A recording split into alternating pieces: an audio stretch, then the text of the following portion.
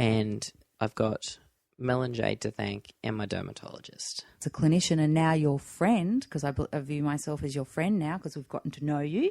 The most awesome part of the whole thing is that you've been able to be a community leader amongst your peers in relation to mental health, self-perception, and all that goes with that. So your recent work with Beyond Blue, for example, and adolescence is absolutely awesome. So you're actually someone now that is able to affect and help and change and help to mould the self-perception of your peers and those around you.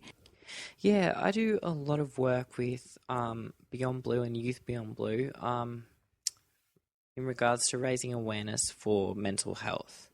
As a victim of depression and, attempting suicide myself, I definitely take these issues seriously. And I thought that by joining this organisation, I could help spread the message and raise awareness.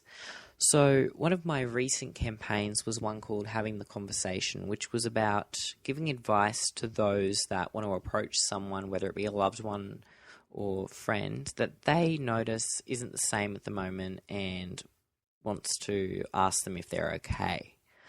So I had a film crew come to my house, and that was in March. So we sat down for about an hour, I think, and just went back and forth. Me and the interviewer just talking about my advice. And I've got a story that I want to share with everyone. The campaign was just recently launched in October, so I've just looked and it's got over 70,000 views on YouTube, which is amazing. And it just goes to show how important, having the conversation with someone you're worried about is. And I was approached by a young schoolboy on a Friday afternoon after I'd gotten off the train and was walking home from school. And he said, he noticed that I was in the video. So I was like, yeah, that's me. I said, did you like the video? And he was like, yes. And he's like, can I have a chat to you? So I was like, yeah, sure, no probs. What do you want to talk about? And he said, well, I was really worried about a friend and didn't really know how to talk to them. And through watching the video and listening to your advice in particular, I gained up the strength and confidence to go up to that person and ask them if they're okay. And unfortunately they weren't, but now they're getting the help and support that they need. And I'm actually really happy that my advice, helped others, because that's what I'm really all about. I'm all about getting out there, helping others, giving back to the community. And I hope that heaps of other people are using my advice as well, and the advice given by the rest of the cast, to slowly edge into that conversation and talk to those that they're worried about. And Lockie, that's what it's all about. It is about starting the conversation, particularly amongst men. Because, what we know about boys and men is that they don't start the conversation. Culturally within our society, girls are more likely to say how they feel about things and where they're at mood-wise or where they're at within their life in a mental health capacity.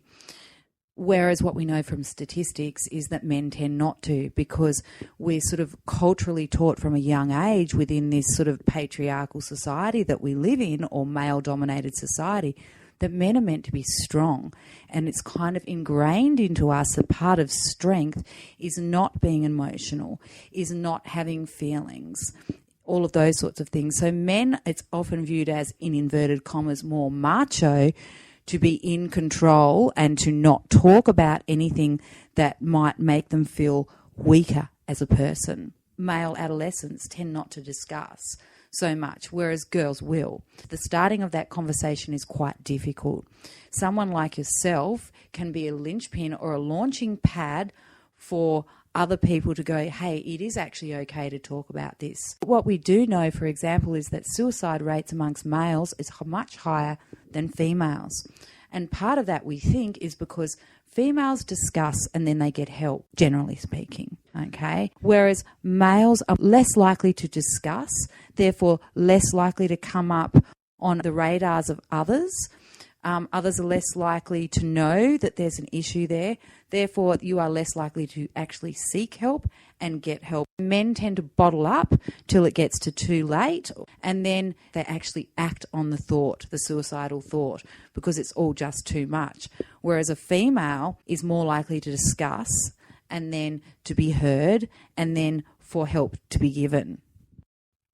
I just want to say to all the male listeners out there that there are organisations such as Beyond Blue and Headspace that offer things like something called the Men's Shed, which is where all males get together and basically discuss their issues and things that are going on. It's so important to talk, especially in my experience with depression. I felt that in the beginning because, I go to an all-boys school and, guys are seen sometimes as weak if they get upset or, are emotional about something.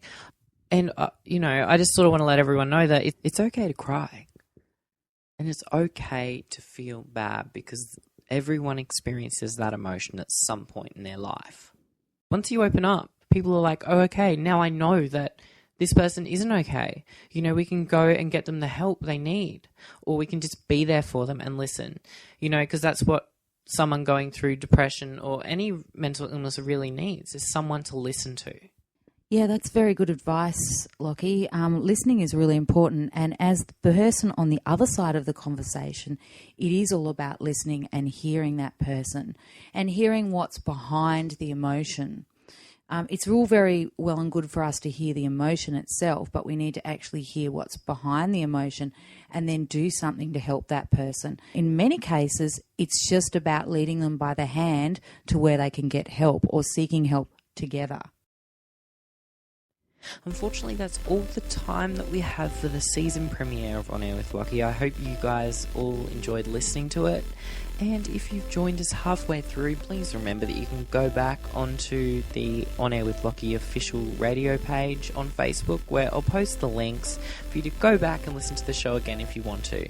I just want to say a huge thank you to Jade for being a part of the premiere episode. She's an amazing person and it was really an honour to have her on. I won't be back on the air until 2015, so until then, see you later.